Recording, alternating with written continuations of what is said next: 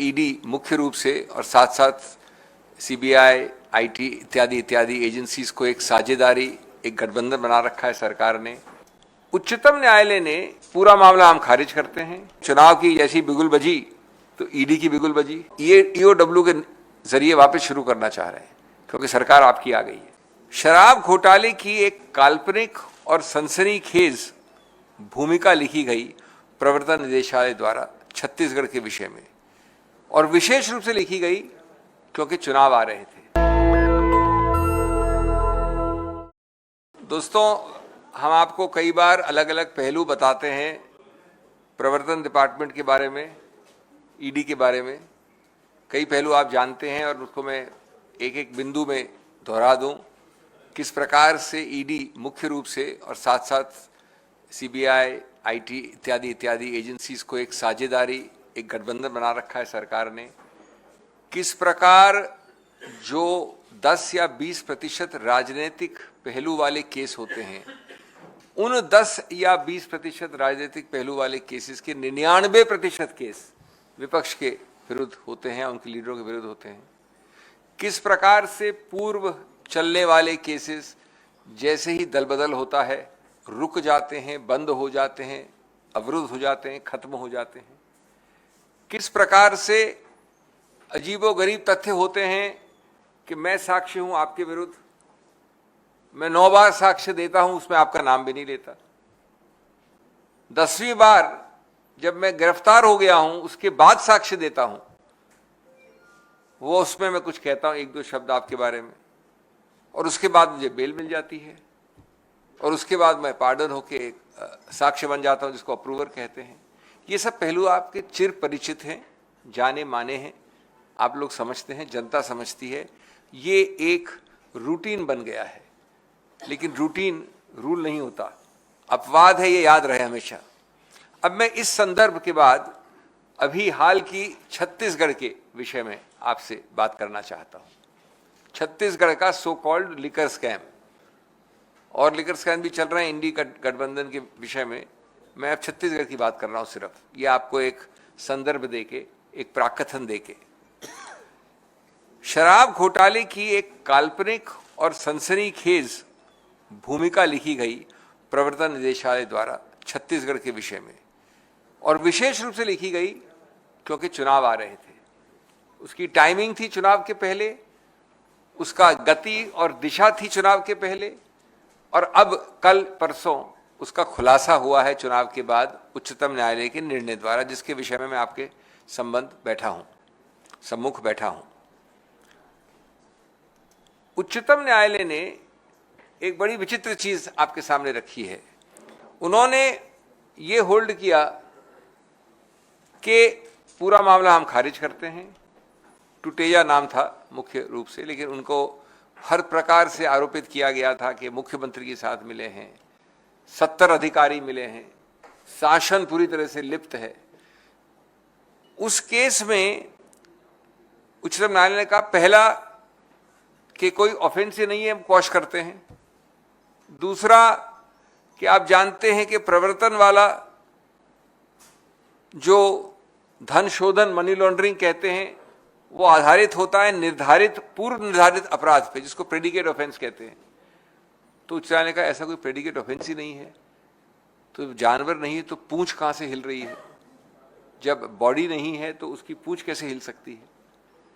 तीसरा, उन्होंने कहा कि कोई इनकम टैक्स का नोटिस अगर जाता है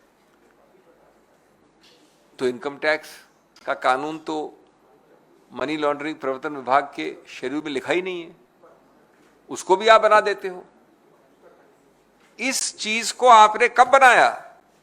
इसको आपने काल्पनिक, अपनी एक कुत्सित राजनीतिक मंशाओं के कारण 70 लोगों से अधिक अलग अलग विभिन्न डिपार्टमेंट्स के अंदर शासन को बदनाम करने के लिए, पूर्व मुख्यमंत्री बघेल के विरुद्ध हर प्रकार के आरोप लगाने के लिए,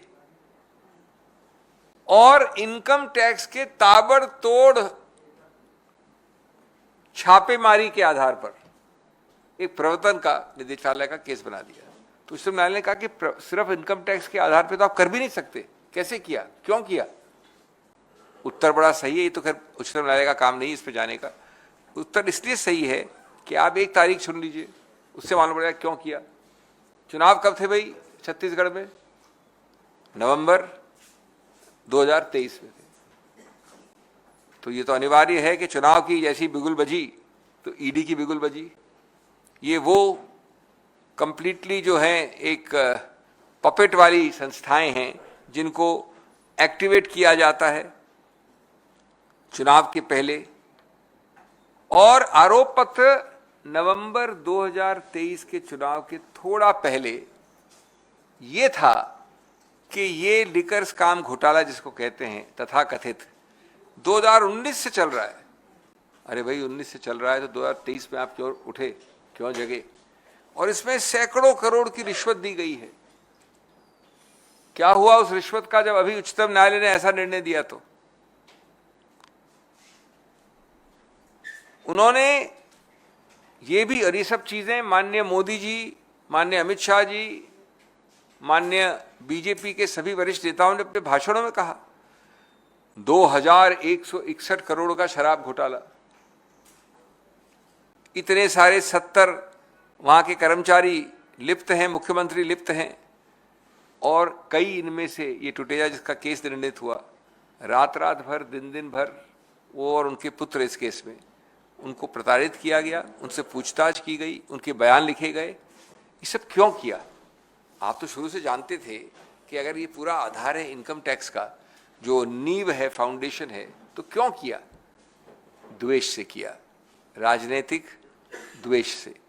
इसलिए कि आप चाहते हैं कि ये इन प्रकार ऋण, जो मैं कहता हूं बाय हुक और by crook, more by crook less by hook, आप इसका इस्तेमाल करें, जिसको चुनाव के हॉट पीरियड कहा जाता है। ये आम सही साक्ष्य तथ्यों पे आधारित प्रोसिक्यूशन नहीं है, इसको कहते हैं चुनावी प्रोसिक्यूशन। मैं कुछ प्रश्नों द्वारा अंत करना चाहूंगा। यदि कोई घोटाला हुआ तो ईडी ने इतनी लंबी जांच के बाद धन शोधन, ये इंपॉर्टेंट शब्द है, मनी लॉन्ड्रिंग का आपके समक्ष या उच्चतम न्यायालय के समक्ष एक भी साक्ष्य तथ्य रखा? और अगर धन शोधन नहीं है तो मनी लॉन्ड्रिंग नहीं हो सकती। आप खून के आरोपित हो सकते हैं, आप कत्ल के आरोपित हो सकते हैं, आप इनकम टैक्स से आरोपित हो सकते हैं, आप किडनैपिंग की हो सकती है, लेकिन मनी लॉन्ड्रिंग कहां हुई? और अगर होती तो निर्णय नहीं आता। यदि अपराध शराब निर्माताओं की फैक्ट्री से शुरू हुआ तो कृपया बताइए कि एक भी शराब का निर्माता को आपने गिरफ्तार किया या समक्ष रखा? क्यों? क्योंकि आपका उद्देश्य सिर्फ राजनीतिक द्वेष, राजनीतिक विरोध करने वाले लोग, विपक्ष के लोग।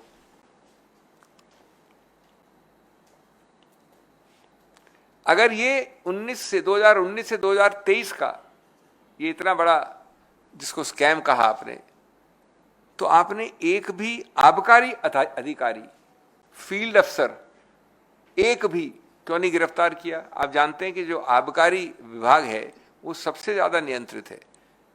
आप फैक्ट्री से बाथरूम नहीं जा सकते बिना एक नियंत्रित तरीके से, उस पर लिखना पड़ता है, रजिस्टर एंट्री करनी पड़ती है, ट्रक निकलती है, ये सब होता है।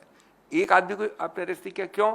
क्योंकि आपका निशाना था सिर्फ राजनीतिक द्वेष वालों की तरफ। अगर ये सब लोग दोषी थे, यानी कौन? ब्यूरोक्रेसी, आबकारी अधिकारी, फैक्ट्रियों के निर्माता, तो आज तो करीब बाकी चीज छोड़िए, आज 4 महीने हो गए, 5 कितने महीने हो गए, 5-6 महीने हो गए सरकार बने, 4 महीने हो गए, आपने उसके बाद भी किसी को गिरफ्तार किया है? क्यों नहीं किया? क्योंकि आज आप वापस राजनीतिक द्वेष से अपनी खुद की सरकार के अंतर्गत जो ईओडब्ल्यू है, उसी चीज को जो इनकम टैक्स पे नहीं चली, जिसको उच्चतम न्यायालय ने निरस्त किया, उसको अब ईओडब्ल्यू के जरिए वापस शुरू करना चाह रहे हैं, क्योंकि सरकार आपकी आ गई है। ये मैं आपके इससे बता रहा हूं जिससे कि एक्सपोज हो कि क्या इनके तौर तरीके हैं, किस प्रकार से कानून को पूरा जो है समंदर में डाल के काम किया जा रहा है। और अगर आप अब ये ईओडब्ल्यू यानी इकोनॉमिक ऑफेंसेस विंग का इस्तेमाल या दुरुपयोग कर रहे हैं, तो उसमें कम से कम एक तो व्यक्ति हो जो राजनीतिक व्यक्ति या विरोध का या विपक्ष का व्यक्ति नहीं हो। इतना बड़ा स्कैम 2600 का आपने आंकड़ा फेंक दिया, 2161 का, उसमें एक भी अधिकारी नहीं, एक भी निर्माता नहीं फैक्ट्री का। मैं अपनी बात अंत करना चाहूंगा ये कह के कि हम इस प्रकार के निर्णयों का हम स्वागत इसलिए नहीं करते कि ये हैं इसमें इन्वॉल्व या मैं हूं या टुटेजा है, वो मुद्दा नहीं है।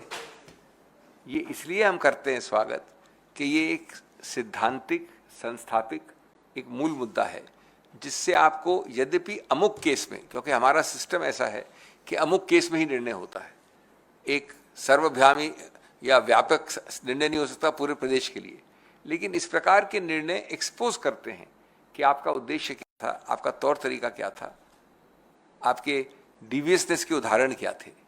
और इसलिए ये आवश्यक है कि ये आपके समक्ष रखा जाए और आपके जरिए पूरे देश को मालूम हो कि ये एक और पांचवा या छठा पहलू है इस ईडी या प्रवर्तन विभाग का दुरुपयोग करना राजनीतिक कारणों से। नेशनल दस्तक की आपसे गुजारिश है कि अगर इसको बचाना चाहते हैं तो नेशनल दस्तक को सब्सक्राइब करने के लिए रेड कलर के सब्सक्राइब बटन को दबाएं, फिर बेल आइकन की घंटी दबाएं। नेशनल दस्तक को बचाने के लिए बहुत जरूरी है कि हर खबर को शेयर करें, लाइक करें, कमेंट जरूर करें।